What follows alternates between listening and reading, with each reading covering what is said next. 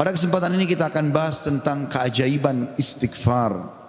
Saudaraku seiman, banyak sekali ayat Al-Quran dan hadis Nabi SAW mengingatkan masalah ini. Dan juga kita akan dengarkan nanti perkataan para salafus salih tentang keajaiban istighfar dan dahsyatnya. Begitu juga insya Allah kita akan sebutkan apa yang didapatkan pada saat seseorang melazimkan istighfar itu. Mungkin sebagian orang terlintas di benaknya, istighfar kami semua sudah tahu. Tapi pertanyaannya, apakah anda sudah rutinkan? Nanti akan lebih jelas insya Allah dengan statement para ulama salaf tentang masalah ini. Beranjak bahasan kita saudaraku seiman, perintah Allah subhanahu wa ta'ala kepada nabinya Muhammad sallallahu alaihi wa ala alihi wa sahbihi wasallam yang sudah diampuni dosanya yang lalu dan akan datang.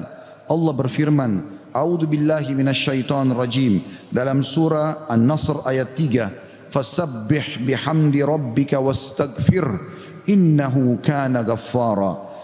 Maka bertasbihlah engkau hai Muhammad dengan memuji Tuhanmu dan mohon ampunlah kepadanya. Padahal Nabi Muhammad SAW sudah diampuni dosa-dosanya yang lalu dan akan datang. Sesungguhnya Dia Allah adalah zat yang maha penerima taubat. Juga dalam ayat yang lain, dalam surah Muhammad ayat 19, Allah memerintahkan nabinya Muhammad SAW istighfar. A'udzu billahi minasyaitonir rajim, wastaghfir li dzambik walil mu'minina wal mu'minat wallahu ya'lamu mutaqallabakum wa mathwaakum. Dan mohonlah ampun bagi dosamu hai Muhammad dan bagi dosa orang-orang beriman laki-laki dan orang beriman perempuan, dan Allah maha mengetahui tempat kamu berusaha dan tempat tinggalmu. Juga baginda Nabi sallallahu alaihi wa ala alihi wa sahbihi wasallam bersabda, wallahi inni la astaghfirannallah wa atubu ilahi fil yawmi akthara min 70 marrah. Demi Allah, padahal beliau tidak butuh untuk sumpah, tapi untuk memastikan tentang pentingnya pengucapan istighfar di lisan setiap orang di antara kita. Beliau mengatakan, demi Allah, aku selalu beristighfar kepada Allah. Artinya pengucapan permohonan maaf kepada Allah dan bertaubat kepadanya. Maksudnya mengucapkan ikrar tidak akan mengulangi kesalahan dalam setiap harinya lebih daripada 70 kali. Dan hadis ini hadis sahih diriwayatkan oleh Imam Muslim. Juga dalam riwayat yang lain Nabi SAW sebutkan fil yaumi mi'ata marrah, dalam setiap hari sampai 100 kali. Saudaraku seiman, para ulama salaf menjelaskan kepada kita bagaimana kedudukan istighfar. Bermula dari perkataan sahabat yang mulia Abu Musa al-Ash'ari radhiyallahu anhu. Beliau mengatakan, dahulu kita memiliki dua pelindung dari azab atau siksaannya Allah. Salah satunya telah pergi, yaitu keberadaan Rasulullah sallallahu alaihi wa ala alihi wa sahbihi wasallam di tengah-tengah kita. Selama Nabi masih hidup sallallahu alaihi wasallam, mereka tinggal datang ke Nabi mengatakan mohon ampunlah untuk kami.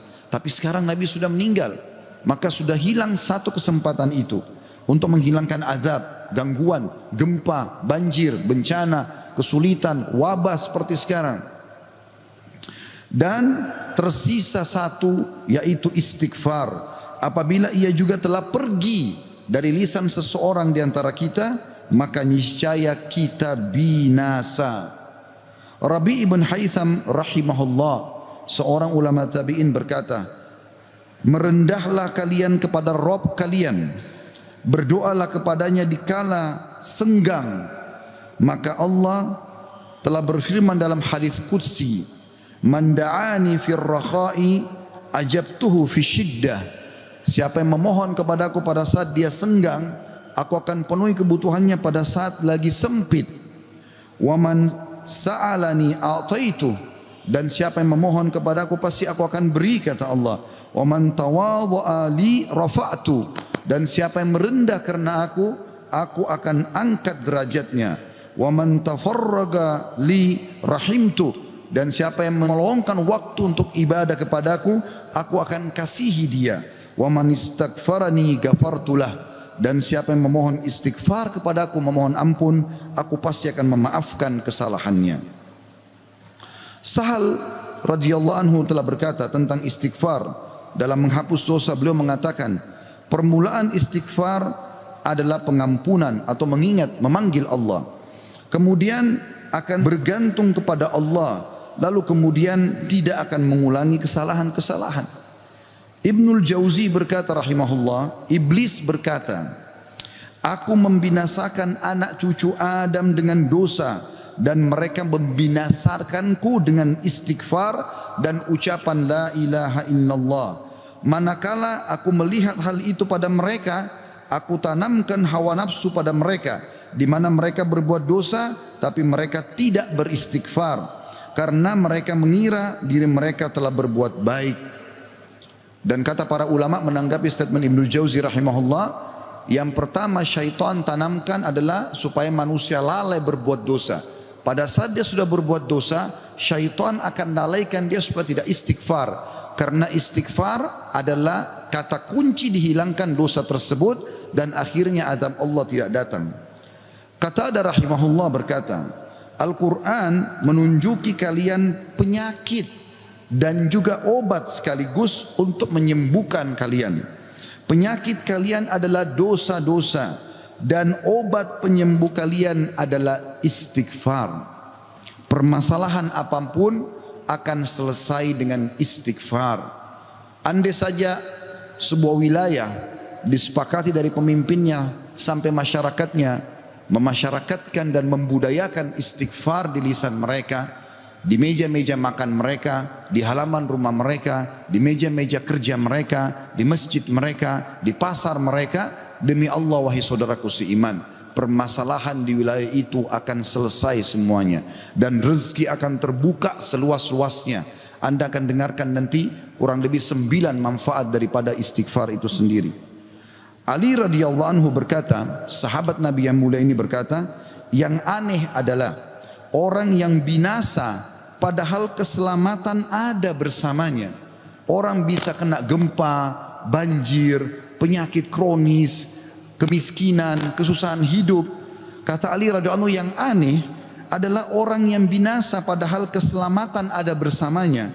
Lalu beliau ditanya radhiyallahu anhu, apa keselamatan yang Anda maksudkan? Kata Ali radhiyallahu anhu, istighfar.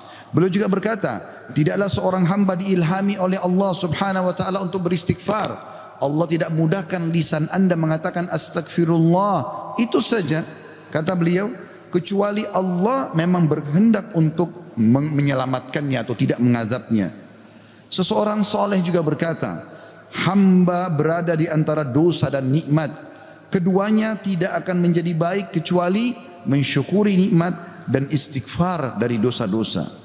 Juga Luqman al-Hakim yang terkenal, Allah namakan surah Luqman atas namanya. Dia berkata kepada putranya, wahai anakku, Allah memiliki beberapa waktu tidak ditolak orang untuk meminta pada waktu itu, seperti antara azan dan iqamah, seperti sepertiga malam, saat hujan turun dan seterusnya. Maka perbanyak istighfar pada saat itu. Beliau bukan menyuruh anaknya minta hajat, tapi disuruh beristighfar, karena dengan istighfar ternyata hajat-hajat kita walaupun kita tidak minta dipenuhi oleh Sang Pencipta Allah Subhanahu wa taala. Ibunda mulia Aisyah radhiyallahu anha, Ummul Mukminin, berkata, tuba, kegembiraan, kebahagiaan bagi siapapun yang mendapatkan istighfar, tertulis indah banyak di buku amalnya. Abu Al-Minhal juga berkata rahimahullah, tidaklah seorang hamba didampingi di dalam kuburnya oleh pendamping yang lebih dicintai daripada istighfar yang dia ucapkan semasa hidupnya. Al-Hasan Basri berkata rahimahullah, perbanyak istighfar di rumah-rumah kalian, di meja-meja makan kalian, di jalan-jalan kalian, di pasar-pasar kalian, di majlis-majlis kalian, karena kalian tidak tahu kapan ampunan akan turun. Seorang Badui berkata, siapa yang ingin menjadi tetangga kami di tanah kami, hendaklah memperbanyak istighfar, karena istighfar adalah awan tebal yang mengandung air atau hujan yang lebat, maksudnya rezeki. Andai saja kita fahami statement-statement ini saudaraku seiman, mungkin beranjak dari Pak Bupati hafidhahullah, pemimpin wilayah Goa, semoga Allah jaga beliau, dan juga seluruh masyarakat Goa ini, apalagi kalau seluruh wilayah Indonesia bisa menanamkan ini, selalu saling berwasiat, pemimpin kepada masyarakat, masyarakat kepada seluruh tetangganya, setiap orang kepada keluarganya, ayo perbanyak istighfar. Setiap lagi diam, jangan cuma diam, astagfirullah wa atubu ilai, itu saja. Berapa banyak orang, tadi saya dapat informasi masyarakat gua kurang lebih kalau tidak salah 800.000. Kalau 800.000 orang anggap yang muslimnya misalnya 700.000 saja, semua beristighfar satu orang satu kali saja, ada 700.000 istighfar naik ke langit. Bukankah itu akan mendatangkan rezeki kepada kita? Bukankah itu pasti akan mengangkat wabah dan permasalahan yang kita hadapi? Demi Allah iya saudara. Jawabannya demi Allah iya. Tinggal anda mau amalkan atau tidak. Juga Bakar bin Abdullah Al-Muzani rahimahullah berkata, kalian banyak berbuat dosa, maka perbanyaklah istighfar. Karena seseorang kalau menemukan istighfar dalam catatan amalnya, pada setiap jarak 2 baris buku amalnya hari kiamat, dia akan senang melihatnya. Ibnu Taimiyah berkata, ini statement terakhir dalam perkataan salafus salih, saya akan masuk setelah itu keutamaan daripada istighfar itu sendiri sebagai penutup khutbah kita insyaallah. Ibnu Taimiyah berkata, fikiranku kadang-kadang terpaku kepada sebuah masalah yang sulit aku hadapi, enggak ada solusinya, maka aku beristighfar kepada Allah 1000 kali. Astagfirullah wa atubu ilaih, astagfirullah wa atubu ilaih, terus saya ucapkan 1000 kali sampai dadaku dilapangkan dan masalah yang sulit pun terpecahkan. Aku kadang berada di pasar, masjid atau sekolah, tapi hal itu tidak menghalangiku dari zikir dan istighfar sampai aku meraih apa yang aku inginkan. Istighfar teman-teman sekalian. Baik, kira-kira orang yang bertanya, apa yang saya dapatkan kalau saya beristighfar? Yang pertama, akan dicatatkan pahala buat anda sendiri. Karena istighfar ucapan yang tidak butuh energi banyak, hanya lisan dan bibir kita yang tergerakkan, ya, suara sedikit saja, tidak ada energi yang besar. Itu adalah ibadah yang besar pahalanya. Allah subhanahu wa ta'ala memerintahkan kita dan memerintahkan juga Nabinya Muhammad sallallahu alaihi wasallam untuk beristighfar kepadanya. Allah berfirman di dalam surah Mu'min ayat 55, A'udzu billahi minasyaitonir rajim, fasbir inna wa'dallahi haqqun wastaghfir li dzambik wastaghfir li dzambika wasabbih bihamdi rabbika bil asyi wal ibkar. Maka bersabarlah kamu hai Muhammad dan pengikutmu dalam melalui kehidupan dunia dengan segala macam cobaannya. Toh ada kehidupan akhirat yang akan abadi dengan nikmat. Karena sungguhnya janji Allah itu benar, tidak ada kedustaan. Salat, puasa, zakat, bakti sama orang tua, bersedekah, zikir, doa, apa saja kerjakan, semua akan kau dapatkan hasilnya. Dan mohonlah ampunan untuk dosamu hai Muhammad, dan pengikutmu juga perintahkan mereka lakukan itu. Dan bertasbihlah seraya memuji Tuhanmu pada waktu pagi atau pada waktu petang dan juga pagi hari. Kemudian juga Allah mengatakan dalam surah Al-Muzammil ayat 20, a'udzubillahi minasyaitonir rajim, wastaghfirullah innallaha ghafurur rahim. Dan mohonlah selalu ampunan kepada Allah, istighfar. Sesungguhnya Allah Maha Pengampun lagi Maha Penyayang. Dan yang terakhir ayat Al-Qur'an adalah Al-Imran 133. Tentu ayat banyak sekali tapi saya singkatkan di sini karena khutbah Jumat. A'udzu billahi minasyaitonir rajim. Wasari'u ila magfiratin min rabbikum wa jannatin arduhas samawati wal ardu iddat lil muttaqin. Dan bersegeralah kamu kepada ampunan dari Tuhanmu dan kepada surga yang luasnya seluas langit dan bumi yang disediakan untuk orang-orang beriman. Yang kedua saudaraku seiman, istighfar sebab utama datangnya rezeki. Allah menyebutkan dalam Al-Quran, ya, apa yang diucapkan oleh lisan nabinya yang mulia Nuh alaihissalam dalam surah Nuh ayat 10 sampai ayat 12. A'udzu billahi minasyaitonir rajim. Faqultu astaghfiru rabbakum innahu kana ghaffara yursilis samaa 'alaikum midrara wa yumditkum bi amwalin wa banina wa yaj'al lakum jannatin wa yaj'al lakum anhara. Maka aku berkata kepada kaumku, ya Allah, kata Nabi Nuh, mohonlah ampun kepada Tuhan kalian. Sesungguhnya Dia Allah adalah Maha Pengampun. Niscaya dengan mohon ampun istighfar kalian itu, Dia Allah akan mengirimkan hujan kepadamu yang lebat dan memperbanyak harta juga anak-anakmu, dan mengadakan untukmu kebun-kebun dan mengadakan di dalamnya sungai-sungai. Juga dalam surah Hud ayat 52 Allah Subhanahu wa taala berfirman, A'udzubillahi minasyaitonir rajim. Ya qaumi, Nabi Hud berkata alaihissalam, ya qaumi istaghfiru rabbakum thumma tubu ilaihi yursilis samaa 'alaikum midrara wa yazidkum quwwatan ila quwwatikum wa la tatawallaw mujrimin. Hai kaumku, kata Nabi Hud alaihissalam, banyaklah mohon ampunlah kepada Tuhan kalian dan bertobatlah kepadanya. Niscaya pasti dengan istighfar dan tobat kalian Dia menurunkan hujan yang sangat deras atasmu. Maksudnya subur. Hujan bukan mematikan tapi membawa berkah. Dan Dia akan menambahkan kekuatan kepada kekuatanmu. Fisikmu akan kuat, fikiranmu, jiwamu akan sehat. Dan janganlah kamu berpaling dengan berbuat dosa. Al-Qurtubi rahimahullah berkata tentang tafsir surah Hud ayat 52, di dalam ayat-ayat ini terdapat dalil bahwa istighfar digunakan untuk meminta rezeki dan hujan.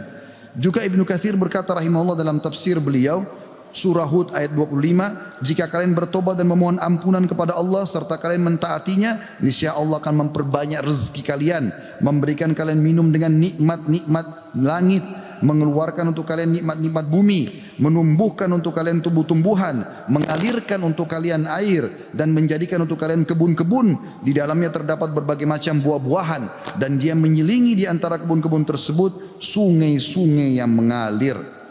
Yang ketiga, saudaraku seiman, istighfar sebab masuk ke dalam surga.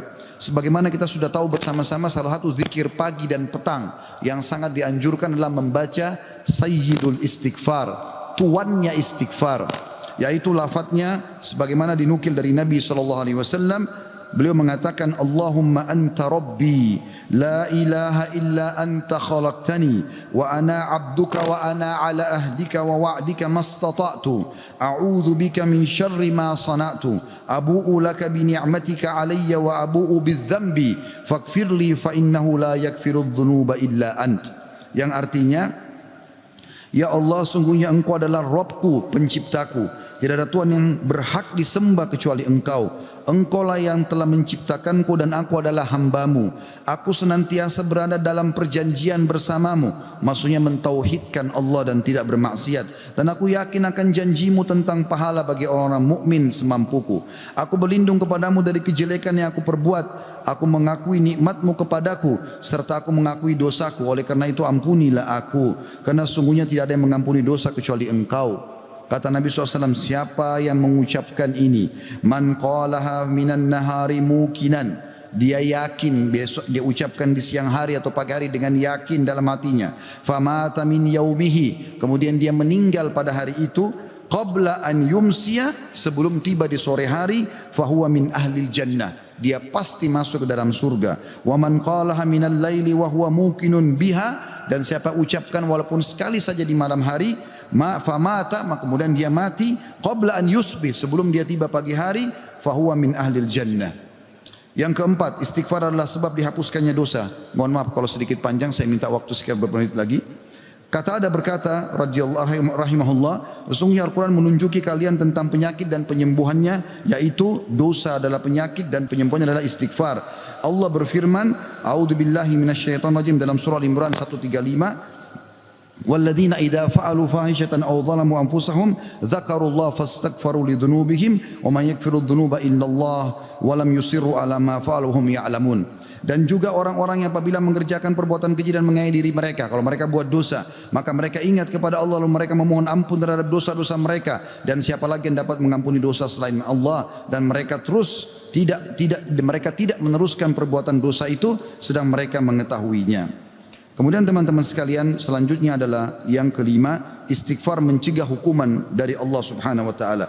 Saya ambil satu saja. Al-Hasan Basri rahimahullah berkata, wahai anak Adam, meninggalkan dosa lebih ringan bagimu daripada mencari taubat, dan ketahuilah bahwasanya pada saat kau meninggalkan perbuatan dosa atau kau beristighfar pada saat berbuat dosa, maka azab Allah tidak akan datang Karena Allah berfirman dalam surah Al-Anfal ayat 33, A'udzu billahi minasyaitonir rajim, wa ma kana Allah liyu'adzibahum wa anta fihim, wa ma kana Allah mu'adzibahum yastaghfirun. Dan Allah sekali-kali tidak akan mengadab mereka sedangkan kamu berada di tengah-tengah mereka, hai Muhammad, dan tidak pula Allah akan mengadab mereka sedang mereka selalu memohon ampun. Yang keenam, istighfar sebab diangkatnya derajat. Dalam sebuah hadis, ajarkan bab ini kepada anak anda. Dalam hadis riwayat Ahmad dengan sanad hasan, kata baginda Nabi SAW, Inna Allah Azza wa Jalla yarfa'ud darajati lil abdi salihi fil jannah, fayaqulu ya Rabbi anna li hadhihi, fayaqulu bi istighfari waladika lak. Sesungguhnya Allah yang maha suci dan maha tinggi mengangkat derajat seseorang hamba saleh di surga sehingga dia bertanya, yang sudah mati diangkat derajatnya tinggi di surga. Hamba ini bingung, dia tidak pernah merasa berbuat amal yang bisa membawa dia ke derajat itu. Lalu dia bertanya, wahai Rabbku, dari mana nikmat ini hamba dapatkan? Maka kata Allah SWT, dari istighfar anakmu untukmu. Yang ketujuh, istighfar adalah sebab disucikan hati. Sebagaimana Nabi SAW bersabda, Innal mu'mina idha adzamba dzamban kanat nuqtatan sauda'u fi qalbihi. Kalau seorang mukmin berbuat dosa akan menjadi titik hitam dalam hatinya. Fa in taba wa naza wastaghfara su'ika qalbuhu minha.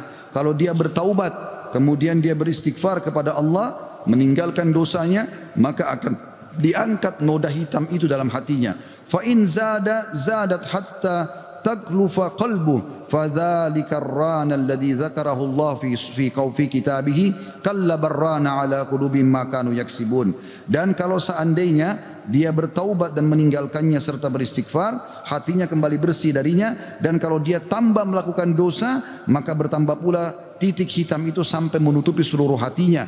Dan itulah makna kalimat ar-ran dalam firman Allah Subhanahu wa taala, sekali-kali apa yang selalu mereka usahakan itu menutupi hati mereka. Surah Al-Mutaffifin ayat 14. Dua poin yang terakhir teman-teman sekalian, yang kedelapan adalah istighfar sebab memperoleh anak dan keturunan. Dinukil dalam sebuah riwayat disebutkan oleh Abu Hanifah rahimahullah dalam musnadnya, bahwasanya seseorang datang mengeluh dari Jabir bin Abdullah radhiyallahu anhu. Seseorang mengeluh kepada Nabi SAW lalu berkata, ya Rasulullah, ya sesungguhnya aku, orang semua punya anak tapi aku sendiri yang tidak punya anak. Maka kata Nabi SAW, mana kau dari dua senjatamu, memperbanyak sedekah dan istighfar, maka dengannya kau akan diberikan rezeki. Kata Jabir bin Abdullah, orang itu pun mengamalkan, lalu saya menyaksikan orang itu dikaruniai 9 orang anak, semuanya laki-laki.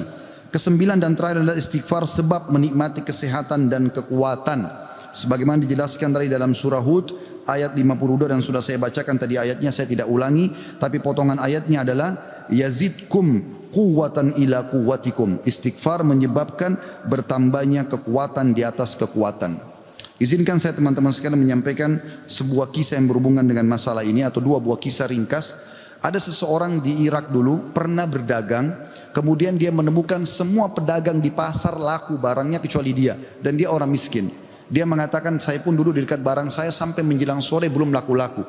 Maka tiba-tiba saya mengingat firman atau sabda Nabi SAW, man aksara istighfar, siapa yang memperbanyak istighfar, ja'alallahu lahu min kulli hammin faraja, Allah akan berikan kelapangan dari setiap kesedihannya, wa min kulli dikin makhraja, dan jalan keluar dari setiap masalahnya, dan juga razaqahu min haitsu la yahtasib, maka Allah akan berikan rezeki dari tempat tidak disangka-sangka. Maka dia bilang, saya pun beristighfar kepada Allah, dan terjadi satu keajaiban yang luar biasa.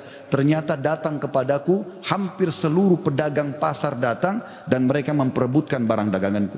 Terakhir kisah seseorang yang bernama Abu Yusuf, saudaraku seiman, di musim haji, seorang syekh, dalam kisah ini tidak disebutkan namanya siapa, sedang menyampaikan masalah istighfar. Datang seseorang setelah pengajian bernama Abu Yusuf lalu berkata, Syekh, saya ingin bercerita tentang manfaat istighfar yang anda sampaikan tadi.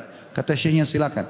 Dia bilang, saya menikah bertahun-tahun tidak punya anak sama sekali, dan saya sama istri saya sedih. Lalu satu waktu saya pernah mendengarkan sebuah siaran tentang makna ya firman Allah SWT surah Nuh ayat 10 sampai ayat 12, tadi sudah saya bacakan ayatnya, bahwasanya orang kalau istighfar akan diturunkan hujan dari langit, diberikan keturunan dan juga harta.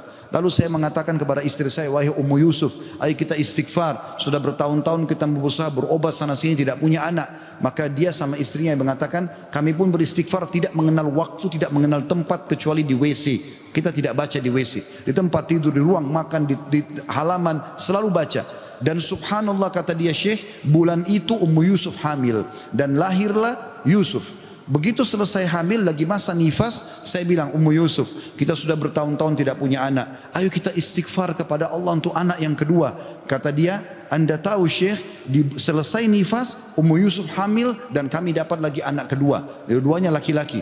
Setelah anak kedua lahir di masa nifas, saya bilang lagi, wahai Ummu Yusuf, kita beristighfar kepada Allah untuk anak yang ketiga. Maka saya sama Ummu Yusuf beristighfar yang ketiga, dan ternyata selesai masa nifas hamil dan juga melahirkan di tahun ketiga anak laki-laki yang ketiga.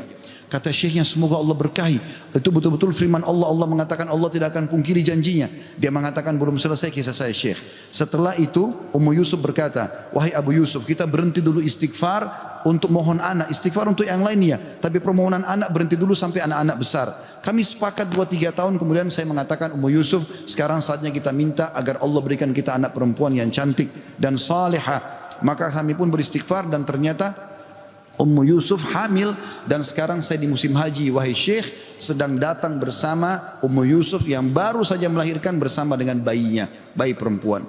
Aqulu qauli hadza, saya sudah mengucapkan perkataan saya ini, wa astaghfirullah li wa lakum, dan saya beristighfar kepada Allah, mengajak jamaah istighfar kepada Allah, fastaghfiruhu innahu huwal ghafurur rahim, beristighfarlah sungguh Dia Maha Pengampun dan juga Maha Pengasih.